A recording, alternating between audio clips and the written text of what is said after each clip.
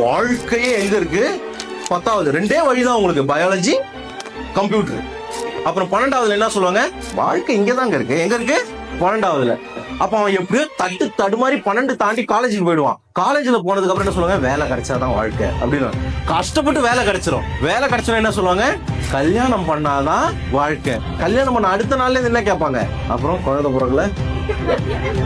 அதை விட பெரிய டென்ஷன் வேற எதுவுமே கிடையாது. இந்த குழந்தை பிறந்துட்டா அப்பத்துல இருந்து என்ன டென்ஷன்? இவன் கரெக்டா வாழணும், இவன் கரெக்டா இருக்கணும். கடைசியில ஒரு 65-70 வயசுல உட்கார்ந்து இப்ப யோசிச்சாதான் தெரியுது நம்ம எதுவுமே பெருசா சாதிக்கலன்னு. நல்லா தெரிஞ்சுக்குங்க மை டியர் பீப்புள், லைஃப்ல ஜெயிக்கிற ஆப்பர்ச்சுனிட்டி எல்லாருக்குமே ஒரே மாதிரி இருக்கு.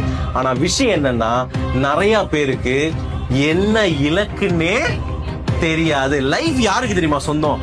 இலக்கு யாருக்கு இருக்கோ, லட்சியம் யாருக்கு இருக்கோ, ஒரு கோல் யாருக்கு இருக்கோ, அவனுக்கு தான்